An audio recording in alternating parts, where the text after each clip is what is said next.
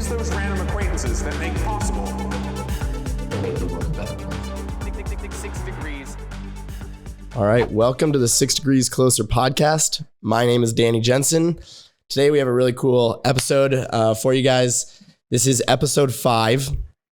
If you are new to the show, we will have a link in the show notes for how to go and watch how this podcast actually works. It's going to be the 6 Degrees Closer roadmap. And so this will allow you, if you are just a new person and you really haven't seen the style of this show, please go check that out, and then it'll hopefully answer some of your questions.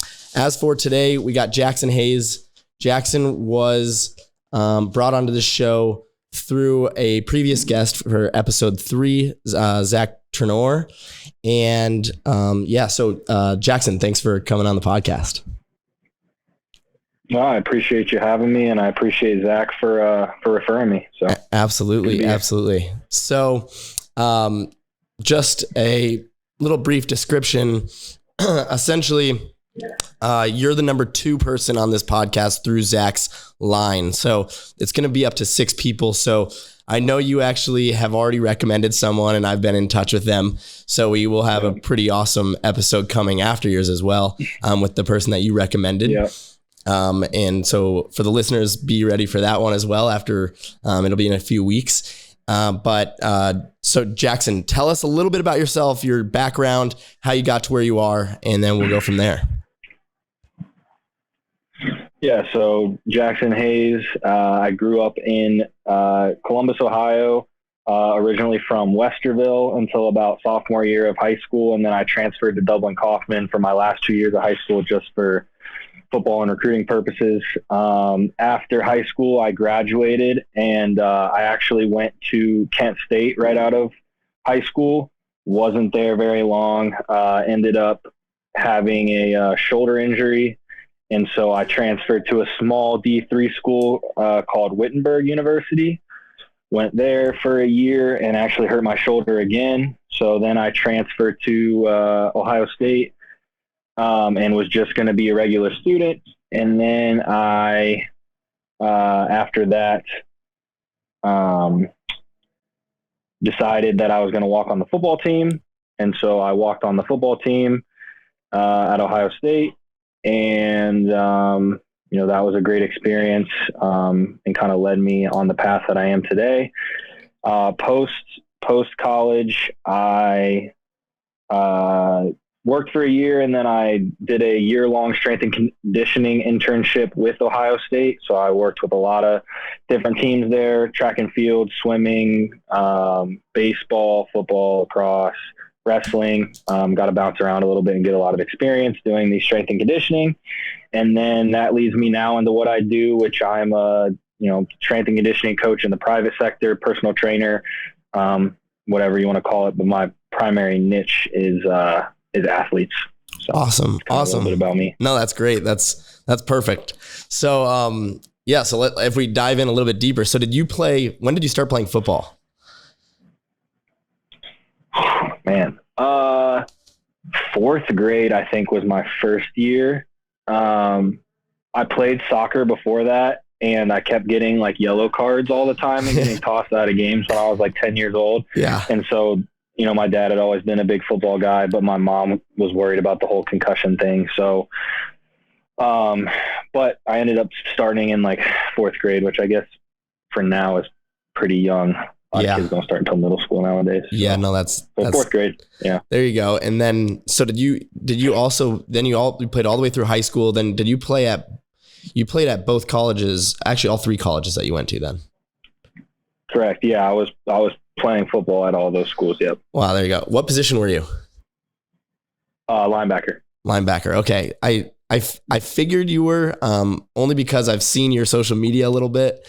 But I wanted to double check, because you never know. And then every, coach thinks that they have a better position for their next player, and, they have their own vision for them. Yeah. So for sure. No, that's awesome. Okay. So, back in high school then, wait, you said your first year of college, or was it your first year of college that you got your first shoulder injury? Yeah. So, man, even if you back up into high school, so I missed my entire senior year of high school. with a foot injury, actually. It was kind of ironic. It was my sister's wedding day, and my dad, it was the Ohio State football camp where like you go to do all your drills to get recruited, run your 40, do all that stuff. It was the recruiting camp for Ohio State. The day of my sister's wedding. And my sister's freaking out because, you know, it's her wedding day and I'm going to a camp and I'm in the wedding. My dad's like, oh, it's fine. It's in the morning. Like he'll go home, he'll run, he'll shower, he'll be good. Halfway through the camp, I end up tearing a ligament in my foot called the Liz Frank tendon. It's basically like your foot, when you step down, it spreads apart and this ligament goes across and it's what brings your foot back together. And so I tore that ligament in my foot during the camp, just coming out of a cut. So I was in the hospital, just like doing x-rays and stuff. They thought my foot was broken, blah, blah, blah. Ended up making it to my sister's wedding, like last minute. And then, but then I missed, it was in July. And so I missed my entire senior year. And so that's kind of why I ended up at a place like Kent State. Yeah, that totally makes sense. Didn't really have any like offers or anything coming out of high school. That injury is brutal, actually. I've known a few people that have had that. It's ended a lot of people's careers, unfortunately. The one that I always think of is like what happened to Santonio Holmes. Like after he caught that touchdown in the Super Bowl from Ben Roethlisberger, the next year he tore his Liz Frank tendon and it took him out. Gosh, so. I mean, such like what we would consider. I mean, people that aren't listening. So my dad's a podiatrist. So I end up randomly knowing a bunch of like random foot facts, and I do medical sales for in the wound care space as well. So I see like a lot of like random foot injuries, but yeah, some of those are just like debilitating, especially for athletes. I mean, for a regular person, you might be able to go around, live everyday life and do certain things. But I mean, there's just a different level when you're playing a high level sport against some of the best athletes in the world. Those split seconds, I mean, it makes a big difference. Yeah, it makes a huge difference. Yeah. And you know how big those like split seconds are. I mean, you've seen the top level. Oh yeah. I mean, I definitely can still feel it. Like today, I still have 2 screws and a plate in my foot. So you can feel like you're just never going to be the same on that side. At least. I mean, I totally get it. Tried to make the most of it. But you're just out at the same speed that you used to be. Yeah. Now, so before I dive into maybe even your shoulder injury, or let's go into your shoulder injury first. Yeah. So what year did you get that first shoulder injury? So it was my first year of college. It was literally in like camp. So like school hadn't even started yet. It was in August of 2014 still. Yeah. Right after I graduated high school. Had just come off the foot injury, like 100% healthy on the foot. And then camp, I just shed a block and the guy grabbed my hand, shoulder popped out, the socket on the backside. So the posterior labrum tear. And then, after that, just decided like, I was like, man, I've missed 2 years of football. I feel behind. Like all these guys have played for 2 years in a row and I've just been sitting out. Like, I'm just going to go to a D3 school and like, I should be fine. Like, you know, I mean, I definitely underestimated the D3 football world. There's some great athletes there, but absolutely. I was like, you know, I'll just go, I'll play right away. I'll do all this stuff. And so, yeah, that's kind of what ended up happening there. Yeah. You know, that's funny that you mentioned that. So I had a conversation with one of my good friends the other day, but we were talking about how high of a level he was a D1 quarterback at, I believe it was NC State, Ryan Finley. And he mentioned that. Oh, yeah. And he played for the Bengals for a little bit. He mentioned, we were talking about just high level athletes in general. And me and him play a bunch of pickleball together here in Arizona. But he was talking, if you go look through some of these NFL rosters, it's quite incredible how many players come from D3, D2, anything like that aren't necessarily. These are like legit athletes as well. There's not really. The highest level is the highest level, regardless where you are. Right. Oh, for sure. Yeah. Yeah. So, but ended up going to Wittenberg, which is a D3 school in Ohio. Yep. And then got completely rehabbed. So I had missed that whole year, completely rehabbed spring ball in I guess it would have been like March or April. Yeah. Same thing. Posterior labrum tear, just redid the same thing. Same shoulder and everything, right? And same shoulder. Yeah. Left shoulder, same thing, same exact repair. And after that, like I was just kind of down, and I was now out 3 years in a row, and it was just like, I'm done. And it was too expensive to go stay at Wittenberg and pay for a private college when you're not, playing athletics. And so I just decided to transfer to Ohio State and was just planning on being a student there. Yeah, that's fair. So, if we jump into those two injuries and kind of like where your mental state was. So, I mean, that's not easy. You already have talked about, like, you sat out for, at first it was like, your senior season, that stinks, right? That's not fun. Yeah. Then you have your freshman year, essentially your sophomore year too. You have those 3 years. Where were you mentally during all this? Oh man. It's kind of hard to describe, because you're like obviously upset that you're not playing and like you want to be out there and you want to compete. But I will say though that it taught me a lot of lessons, and it kind of steered me in the direction that I'm going today. Like I've spent more time in the weight room and in rehab and in the performance aspect of sports than I ever did on the field. And so that's kind of where I fell in love with the strength and conditioning and preparing the body and rehabbing from injuries and that type of stuff. So, at the time I was obviously like upset. I, had a hard time trying to come to terms that I thought my career in football was over. From the time you're little, you think you're going to go play in the NFL. Of course. And it was like those dreams had finally, come to an end. Like I kind of realized that I wasn't, when I was going to Kent State, but it was just like, there was still that like small, minute chance, but like once you're done, you're done. You'll never put those pads on again. So you kind of have to go through that, trial, but, yeah, I mean, it was tough. It was definitely tough. So then you went back to Ohio State, trying to be a student. And then what led you to the decision to walk onto the football team, to go try again? Yeah, there was a lot. So being a regular student, like, I don't know, you have so much free time, and I feel like I definitely was not using that free time in the ways that I should have, partying a lot, drinking a lot, doing things that, I shouldn't have been. When you're an athlete, you still get to do those things, but like I was doing them on like a Tuesday night instead of the weekend when I was, missing class and just not making the smartest decisions. And it was partially just because I was obviously in not a great mental state, but then two, just, I didn't have anything to do with my time. And so I fell in with the wrong crowd, doing stuff that I didn't want to do.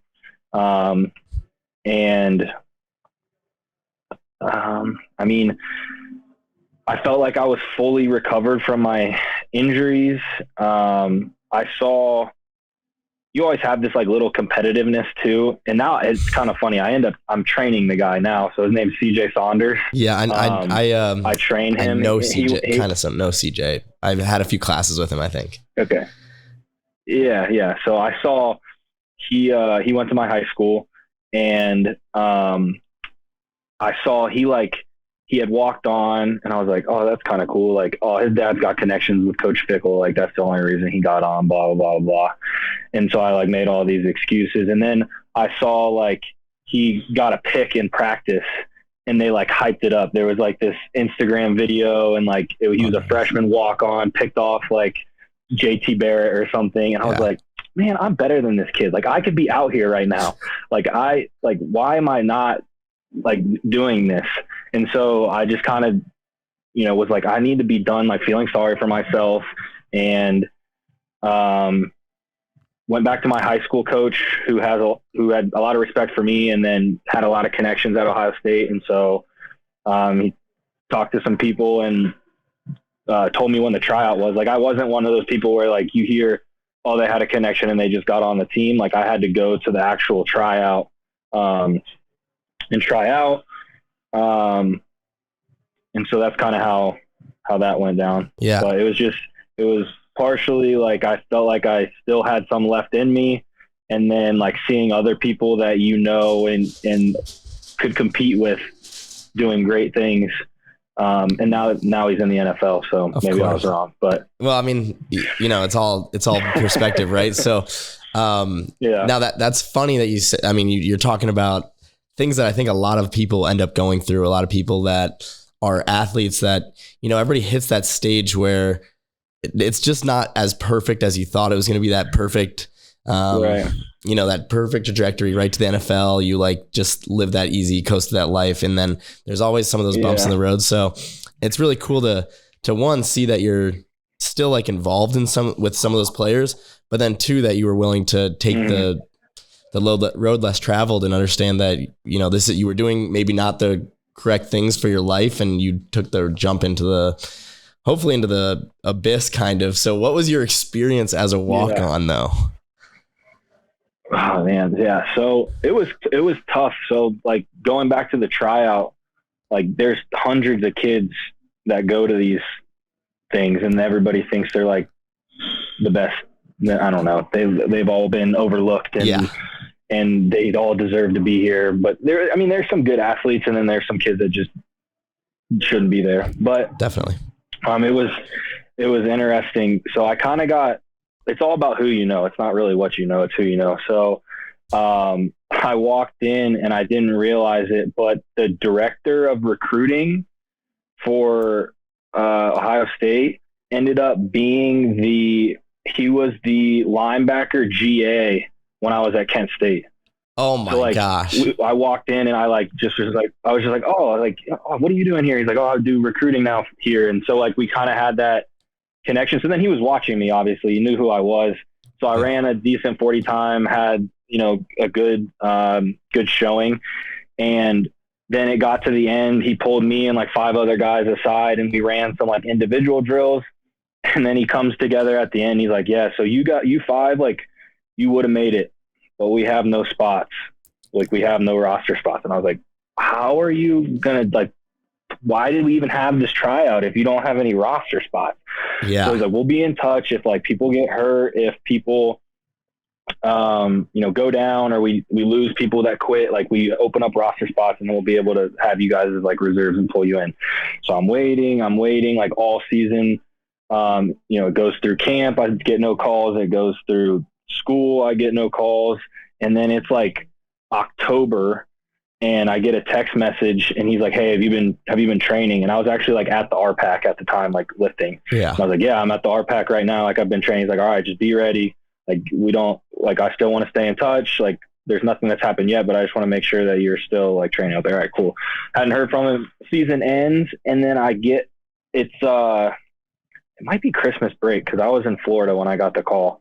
I got the call and he's like, hey, it's like Thursday at the end of Christmas break. And he's like, hey, you're starting on Monday. And I'm like, oh my God. What do you mean I'm starting on Monday? He's like, yeah. So we start lifting on Monday. You're on the team or whatever. And so I'm like freaking out, right? I'm down in Florida. My flight's not even until like Sunday night. And I'm starting on Monday. And, no, it was cool though. That's awesome. That's a great story. Wow. Yeah, another thing where it wasn't just smooth. It wasn't like, oh, you did good at the tryout. Okay, cool, you're on the team. It was like, no, we don't have any spots. And then the fact that he actually kept in touch was good. Yeah, so. That's testament to who he is and keeping in touch. That's like the world though, right? Like if the first time things don't go correctly, it's so easy for you to just stop training at that point. It would have been so easy. Yeah. Whatever. They don't have spots, moving on. I haven't gotten a text in 2 months or whatever. So yeah, that's what a good story. And then, so then when you finally got on the team and now is that essentially when you met Zach? So for our listeners, episode 3, so like, is that when you met Zach? He had already been established. Like we're the same age, but he came in as freshman on the lacrosse team, and then I think he transferred sophomore year. At this point, I'm a junior. Okay. So he had already been there and like established. When I first got there, you hear like horror stories about walk-ons or whatever. But they really did. So this was the year they were redoing the weight room. Yep. And so they had all the racks and stuff in the basketball court and then like other stuff out on the turf. And so they really isolated us. We had a walk-on group. There were like 5 or 6 of us. And then they wouldn't let us in the weight room. we lifted with bands. We lifted with like bands, and they just like did a bunch of like mental stuff to just see who would quit. So like, I remember it was probably the worst. Like we started off with just bands and doing like a million push-ups and sit-ups and pull-ups and stuff. And then like, we didn't ever get into the weight room until like 2 months in. So the worst one that I remember is that they made us do plate pushes.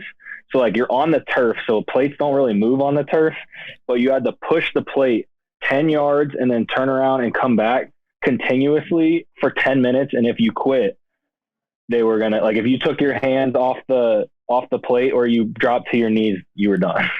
You want to know one of the funniest? So this is bringing so much back because I remember, because I was on the soccer team and I remember watching you, and you guys are basically like essentially on all fours, right? You're pushing the plate, you're pushing, you're like hunched over, painful. Yeah. I remember being on the soccer team. We walk into practice on the indoor at Woody Hayes, and we would see you guys going through this. Yeah. And we would like, that was probably the most brutal, like walk-on initiation type thing that we had to do. The other stuff was just like frustrating because we couldn't lift, and we're just getting weaker. We're just getting like, all these guys are getting better. We're already the worst. We're the walk-on. Like, why are we not training right now? And then they just wanted to make you like as miserable as possible. And I mean, so it's funny. There were like, I can't remember if there were 6 or 8 of us. And one of the guys, the guy that I referred you to be on this podcast, it was me, him, and our other best friend were the only 3 that made it through. Oh my gosh. That is so awesome though. That is so awesome. Yeah. And so it was a tough but good experience. So do you bring some of those exercises into play now while you're a coach? No, there's a difference between like culture building, which is what they were trying to do, where like they just wanted to breed this culture of toughness. Yeah. But now that I'm in the private sector, like if kids just hate you, they're not going to come back. There's no totally reason for them to pay to be tortured. So it's a little different than what we had to go through. That's actually a pretty good segue because I wanted to touch base. So talk to us about the difference, just because you were, I believe you're still with Relentless Train, right? You started Relentless Train. Yep. And did you start that with Zach, I believe, at the time? Yeah. So we went in on it together. So he had just quit his job. If you listen to the other podcast, I'm sure that you've heard him talk about quitting his corporate job. And I saw that he was trying to get into personal training, and I was working at a gym in Dublin as like a strength and conditioning coach at a facility, and we needed another coach. And I was like, hey, if you want to get involved with athletics, let me know and I'll get you a position here after you get your cert. So we did that. Started working together there. The gym just like wasn't run like we wanted. We have really high expectations. Like the guy didn't care. And so like, we're here working, we're like, anytime we had downtime, we were like trying to build this thing that we created. Yeah. And so we made Relentless Training together. It started off as like an online app where like we program workouts and then people all around the world can do them. Now it's kind of become my training company. Like that's just my company, my in-person and my online. The reason me and Zach are still good friends, obviously, for me to be on here. Yeah. But he just wanted to stick with the more online only platform. And he had a really target niche of former athletes transitioning out of sport, and I'm working with athletes. He wanted to have a little bit more flexibility in his schedule and not be tied to a facility. Like I really want to be in person, and like my goal is to build a brick and mortar gym and facility for performance training. I love it. So, I love it though. Both ways are, there's a million ways to skin a cat, right? So just either way, It seems that you guys are both doing really well. So it's really awesome to see. And then, so what's been your experience as, running this, more brick and mortar, like you're talking about, training super high level athletes? I know you, have a lot of clients that are either former NFL players in transition, or just NFL players that are currently on teams. Yeah. No, it's awesome. I like working with these guys a lot. It kind of started just during COVID in my garage. I started training Draymond Jones. He's a defensive tackle for the Broncos right now. He's a free agent, but he needed a place to train, and it was during COVID. And I was like, well, I got stuff in my garage if you want to, come work out. Yeah. And I wasn't even training him at first. He was just going to come and work out. And then we just kind of built a relationship, and he was my first, real big client. And then since he had started, after that off season, he had a really good second year. And so people were kind of like, what are you doing? And so then I started training Jalen Holmes, who's now with the Bears. He's kind of bounced around a little. He started with the Vikings, I'm pretty sure, correct? Yeah, he started with the Vikings, and then he went to the Saints, and then he kind of bounced around a little last year, and then now he's with the Bears. Nice. And then, like I said, CJ Saunders, he went to Dublin Kaufman with me, and then we played at Ohio State together. And then so now he's a Dublin guy, and he's like, I need somewhere to train in the off season, so I train him. And there's Jonathan Cooper, who is a Columbus-based guy, plays for the Broncos as well. Yep. Saw what Dre was doing. But yeah, I mean, I love training these high-level athletes. It's not as like glamorous as what everybody makes it seem like. Like, they're always late. They like to talk way too much. They work hard, but it's not as like a glamorous of lifestyle as what you're babysitting half the time, and you're working half the time, and you're trying to keep them focused half the time, and you can't like really scream at them because they're grown ass men. So it's just, I don't know. It's fun though. I like working with them, and they really have helped me build my business. Because every high school kid wants to train with the guy that's training the best of the best, right? Of course. So they have really helped me. I use them as a marketing tool. They've been really good to me to help build my younger clientele. Yeah, that's so good. That's so good. And then when you are training in the private sector, are you noticing, beside just, like the typical day-to-day stuff, are you noticing that you really found your niche? Like, is that really your kind of like where your bread and butter is per se? Yeah, for sure. I train, I mean, they get mad when I call them this, but general population people are just like, I don't know, people like normal adults, working adults, Absolutely. 9-to-5ers. I train a lot of general population people like in the mornings, early mornings before work. And then basically my whole afternoon is filled with athletes. Yeah. So, and even my general population people realize that that's kind of what my passion is. So of course. And then when they go in season, so we're talking like right now it's off season. When they go in season, mm-hmm. are you ever like traveling around, helping them out, giving them workouts to do? How does that? I'm not like, yeah, they will contact me. Like I gave Dre last year, some stuff to do on his off days, like recovery wise. Just some like stretching and mobility routines and stuff to help him get right in between practices or like before a game. I don't like travel around with them. They have their strength and conditioning staff at their whatever respective teams. Yep. Now, if you're like Tom Brady, you have your dude that you made TB12 with, like you can bring people, but none of my guys have unfortunately reached that level yet. Dre has talked about potentially like flying me out every once in a while and doing stuff, but he's also doesn't know where he's going to land during this free agency. So, yeah, I mean, I would be interested in doing something like that, but it hasn't happened yet. No, that's awesome. I mean, it's a matter of time though, until you're obviously on the right path, right? So that's like, right, yeah. And you have the right goals and the right mindset for it. So that's really awesome. So, so when you're not training, and this is something that I find very fascinating, a lot of our, our listeners and also our guests, they all have their thing that they do, but then there's other things in their life. So it's like, share with us a few things that you might do if you're not training. Man, I train a lot. I know you do. I know you do.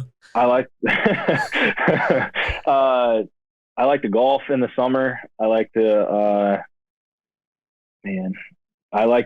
to be honest with you, because I'm running around so much, like my days usually start at 5 a.m. and I don't get home till like 7:30. I just like to sit down and do absolutely nothing. Fair enough. I just want to I get it. will not do anything. Like I'll just stare at a wall or like watch a TV show or, I have a son, so he's 6 months old now. So this is newer. But spending time with my son, and doing stuff like that. So I like to, when I'm not training, I typically like to relax. Yeah. Take it off. Yeah, no, I get it. So then, we're going to go a little bit outside of just like the realm here. I'm going to ask you a couple questions, just little things that are like more like life based and stuff that has kind of helped you develop your mindset, maybe to, lead you in certain directions. So, essentially the first question I really have is like, in your professional career or maybe even back in college or anything like that, was there, a time where you just had like, a big failure that maybe like set you in a different path, something that like you weren't really expecting, but kind of like either whether it was a decision, but kind of like your biggest failure that you've kind of like faced and how you got around that? Biggest failure, man, I would say this kind of goes back to making the bad decisions when I wasn't playing football. I remember I was underage and it was I was out for a birthday at 4th Street.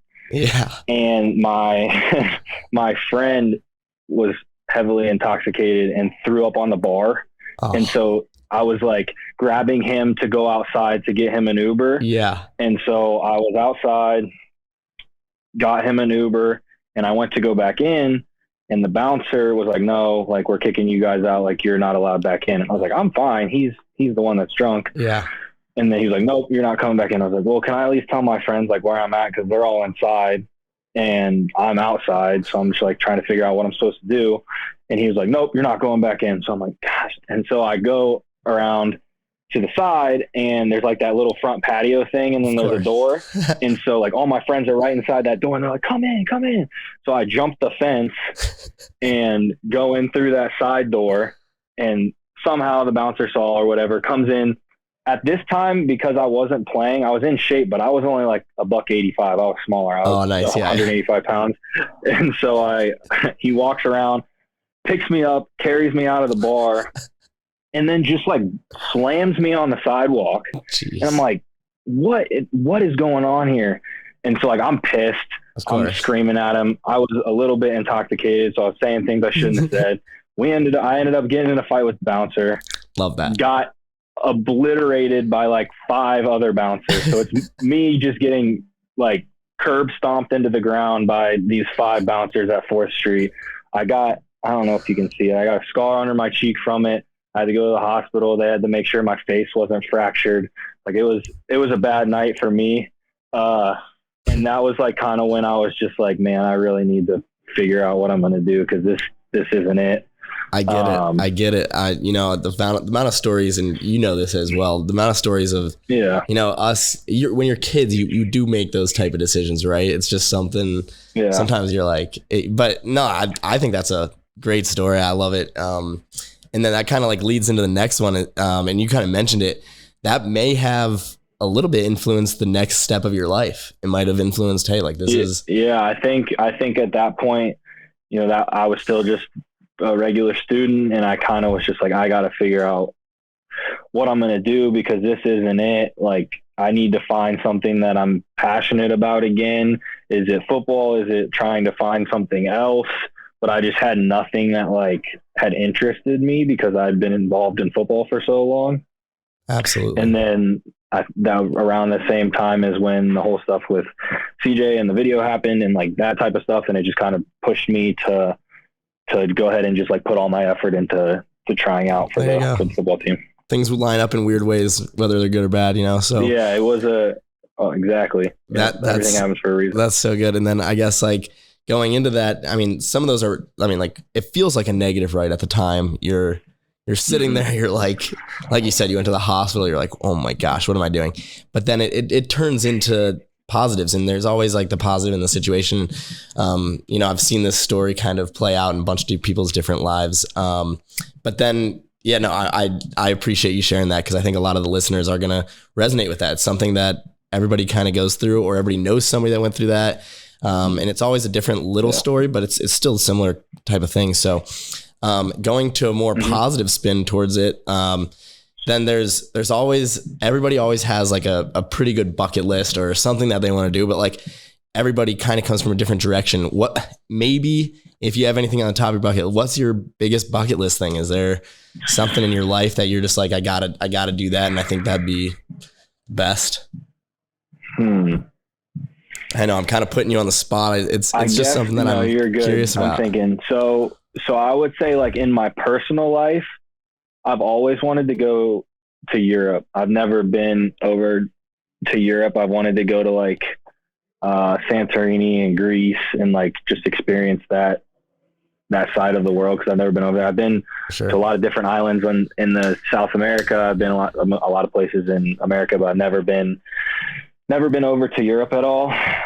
Professionally, I think it would be cool to somehow get to work with a professional football team. I don't know if I would quit what I'm doing completely to go and just be the strength and conditioning coach for a professional team. But there's a lot of guys that will run their own gyms and have, be the strength and conditioning coach. So for example, the guy in Denver, which is kind of how I thought of this, because where my guys train, he owns a gym, and then like they have their times that they work out. Like they only train 3 or 4 days a week at these certain times. And then he goes and he runs his gym. He has a head coach there, but he still owns it and runs it. Nice. And so like doing something like that would be probably like the career path that I would want. The only thing about that is I'm pretty Columbus based with my clientele, and that maybe if Columbus decides to get a football team someday or something, but Columbus essentially has their football team, right? Essentially. Yeah, that's true. But like, I tried to explain that to some people that didn't go to Ohio State, and they're down, maybe they're up in like New York or something like that, and they're big Giants fans. The fan base is, the whole city gets around it way more than if we even had an NFL team. I completely agree. So it even and I didn't experience it to the level that you experienced it, but even like for the soccer team, when you have like people that essentially have no business coming to watch me play would end up showing up, right? So it's the first time I really experienced that. It doesn't even matter what sport it was. Exactly. Even like I worked with, they're really good, but I worked with the women's ice hockey team. Yeah. And like, they're super good.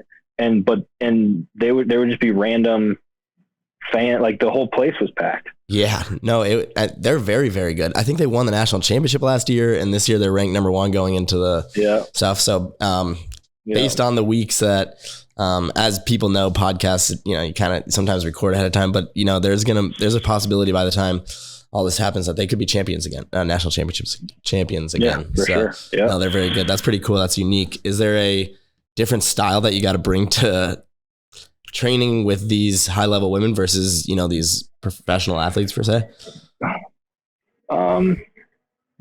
Not really. Like they're really athletic, and they actually, I would say that because they're not like, they're less of prima donnas, I guess I would say, than what some of the higher level pro guys are. Like they put their head down, they got the work in, they like to mess around and have fun, but they get the work done, they get in, they get out, and they're like really disciplined. Love that. Compared to some of the pro guys or higher level, college guys that I've worked with. Totally. I had a few really good friends from the women's hockey team. And I used to remember like our strength coach for the soccer team also was the strength coach over there. And he used to like make fun of us because they would squat more than us. Like they were like way better. They were like, they're strong. Yeah. They would like tell us, they're like, you guys are like these little soccer players that can't really do much. And these girls are like outlifting you guys over here. So it was pretty funny how it worked. But yeah. So, wait, sorry, go for it. Yeah. No, you're Okay. good. So no, yeah, I appreciate like all this kind of stuff. You know, it's really it's unique to hear everybody's kind of perspectives like on where they come from. I know like you and Zach kind of you guys both were walk-ons per se, but such different stories and such different like outcomes. And even though you guys are essentially in the same even area of business, it's still so different, right? So it's just really unique to see that. And so I like really appreciate you sharing that with our listeners, sharing that with us, and allowing us to kind of dive a little bit deeper into your life, really. And so we appreciate that. Yeah, for sure. No, great to be here. Yeah, no, I thank you very much. And then for our listeners, so Jackson Hayes, you are probably going to be episode 5. You're episode 5. And then we have Zach Turnure, who was episode 3. And then we'll actually have your guest that you recommended to us, Clay Ratterman, right? Yep. Coming on as well. And so is there anything that I should ask Clay about? I'm going to preface that. Oh my God, there's so much. Okay. I want to like ask him about the walk-on stuff for sure. Okay. But he's done some crazy things that not very many people have ever done. Cool. Ask him about his 100-mile race. Okay. He's done an ultra marathon. Wow. Okay. Cool. Ask him about going to India and climbing some mountain with Sadhguru. Okay. Like he's enlightened now. I love it. I'm going to totally just dive deep into a bunch of this stuff. He's just done some crazy. He just randomly picked up and moved to Austin, Texas. He's just very like experience based, and so he has a lot of cool experiences that he's done that not a lot of people have done. That's awesome. And for our listeners, those are definitely kind of like be ready for his episode, because that'll be a good one. No, I'm excited. Yeah, no, he definitely he'll provide you, and he's like really into sharing those experiences, and he likes to be on podcasts and to really talk about it. And he's a very animated, fun guy. So you guys will really enjoy that. Dude, that's so good. Well, I appreciate you putting us in touch, and obviously thank you to Zach Turnure for putting you and I in touch. I appreciate listening to your story. And I think a lot of people will resonate with where you kind of came from and kind of the stuff that you've put into it. And then also Relentless Train. If you wanted to, plug yours now, if people are interested in anything there, if you're based in Columbus, Ohio. Yeah. So my Instagram is Jackson Hayes 44. You'll find a lot there. My company is called Relentless Training. The Instagram is relentless_train. We do in-person training. And then, like I said, if you're anywhere else in the country, we have an app where we program workouts. We have 6 different styles. You got like bodybuilding, a metabolic strength training, powerlifting, and some other different ones in there to kind of cater to a wide variety of what people are interested in. So awesome. No, we really appreciate it. And guys, check out Jackson Hayes. Hopefully we see you're going to be doing some big time things. So we're excited to have you here as a guest and then see where you kind of take off to. So I appreciate it. Oh, I appreciate you having me. Absolutely. And then for our listeners, make sure to rate us 5 stars. Catch us every Tuesday when we release new episodes. And we are excited to have you join our 6 Degrees Closer podcast every week. And thank you very much. Catch you guys later. See you later. It is those random acquaintances that make possible. Make the world a better place.